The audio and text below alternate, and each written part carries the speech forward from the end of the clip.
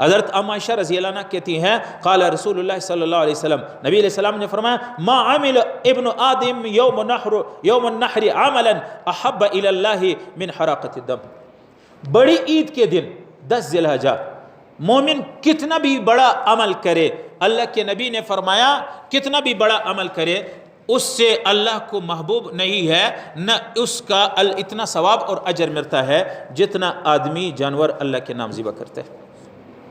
اور ایک حدیث میں آتا ہے کہ جب ایک مومن جانور کو ذبح کرتے ہیں اس کا خون کا پہلا قطرہ زمین پہ گرتا نہیں ہے کہ اللہ کی طرف سے مغفرت ہو جاتی ہے۔ ایک حدیث میں ہے کہ جب آپ جانور لیتے ہیں نا، اس جانور کے جتنے بھی جسم پہ بال ہے اتنے اجر و ثواب اس قربانی والے کو ملے گا۔ ایک حدیث میں آپ صلی اللہ علیہ وسلم نے فرمایا کہ قربانی کا جانور قیامت کے دن پل صراط پہ گزرنے کے لیے یہ سواری ہوگی، پل صراط پہ گزرنے کے لیے یہ سواری ہوگی۔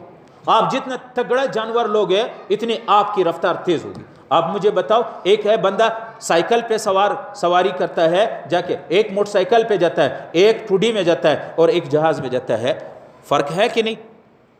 مقصد تک پہنچنے میں سائیکل کا سواری بہت زیادہ دیر لگائے گا، موٹر سائیکل کا سواری اس سے جلدی پہنچے گا، گاڑی کی سواری اس سے اور بھی زیادہ۔ اللہ کے نبی نے فرمایا کہ جتنا تم تکڑا جانور لوگے پل صراط پہ اتنا آپ جلدی گزر جاؤ گے۔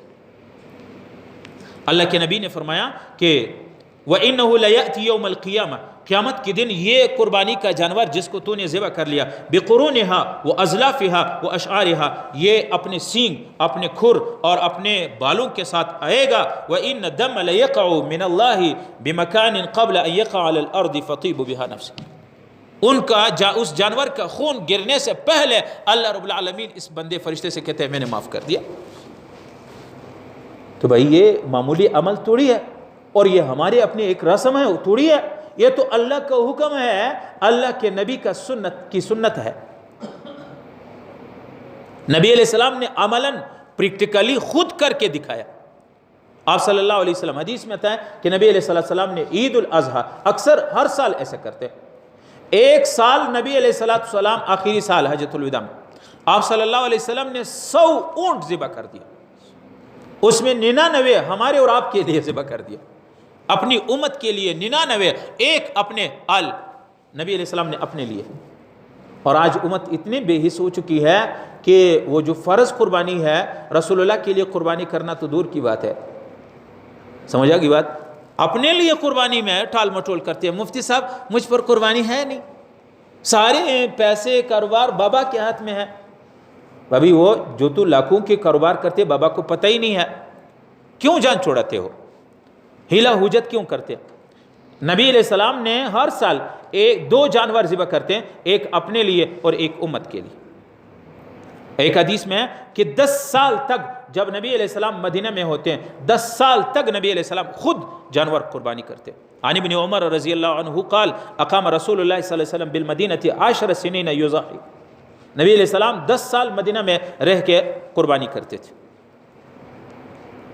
اور آپ کو بتاؤں نا، بہت سے لوگ کہتے ہیں جی قربانی ہم کتنے بڑے بڑے خرچے اخراجات کرتے ہیں، قربانی سے جی چراتے ہیں، قربانی سے جان چھوڑاتے ہیں، جی مفتی صاحب ہمارے پاس اتنا نہیں ہے، یہ ہے، مہنگائی ہے، وہ ہے۔ اب سن لینا، نبی علیہ السلام فرماتے ہیں عن ابی ہریرہ رضی اللہ عنہ قال قال رسول اللہ صلی اللہ علیہ وسلم من وجد ساعة ان یضحی فلم یضحی فلا یقربن مصلانا، رسول اللہ فرماتے ہیں جس کو اللہ نے توفیق دی ہے، مال ہے کہ قربانی کر سکتا ہے لیکن نہیں کی قربانی، اس آدمی کو ہمارے مصلی، ہماری عیدگاہ آنے کی کوئی ضرورت نہیں، یہ ہماری عیدگاہ کی طرف پٹکے بھی نہ، قدم بھی نہ رکھے۔ ہماری عیدگاہ اور عید کے دن عیدگاہ کی نماز میں آپ کو پتہ ہے نا، اللہ تعالیٰ فرشتوں سے کہتا ہے جاؤ مسلمانوں سے مصافحہ کرو اور میرے سلام میری طرف سے ان کی مغفرت کا اعلان کر دو۔ رسول اللہ فرماتے ہیں جس پر قربانی واجب ہے، دولت ہے، طاقت ہے، وسعت ہے، لیکن پھر بھی دنیا کی محبت، پیسوں کی محبت کی وجہ سے قربانی نہ کر لیا، چھوڑ دیا، اللہ کے نبی فرماتے اس بندے کو ہمارے عیدگاہ آنے کی کوئی ضرورت نہیں ہے، یہ ہماری عیدگاہ نہ آئے۔ بعض لوگ قربانی میں وسعت کے باوجود نہیں کرتے ہیں، اس کی آپ نے دیکھ لیا۔ بعض لوگ یہ سمجھتے ہیں کہ مجھ پر زکوٰۃ نہیں ہے، تو قربانی نہیں ہے، حالانکہ زکوٰۃ کے نصاب الگ ہے، قربانی کے الگ ہے۔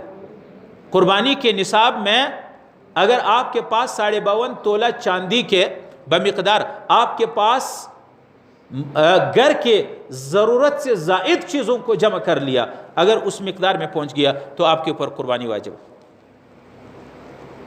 بعض لوگ بخل کی وجہ سے یا قربانی کی اہمیت معلوم نہ ہونے کی وجہ سے بہت لاغر اور کمزور جانور لیتے ہیں، حالانکہ قرآن کریم میں ہے، اللہ تعالیٰ فرماتے ہیں وَأَنفِقُوا مِن طَيِّبَاتِ مَا كَسَبْتُمْ،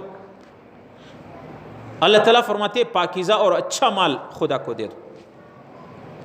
ایک آیت میں اللہ تعالیٰ فرماتے ہیں لَن تَنَالُوا الْبِرَّ، اس وقت تک کامل نیکی آپ کی نہیں شمار کی جائے گی حَتَّى تُنْفِقُوا مِمَّا تُحِبُّونَ، جب تک تم اس چیز کو خرچ نہ کرو جو تجھے بہت پسند ہے۔ اس لیے جانور خریدتے ہوئے لاغر دبلا پتلا ایسے جانور بس جی گلو خلاصی ہو جائے مازی چی غاڑی میں خلاصی غاڑی دی چادر بندی کڑی، اس لیے جانور اچھا خرید لو، اللہ کے نام کے لیے قربانی اچھی چیز دے دو، پھر اللہ سے اچھی چیز کی امید رکھو۔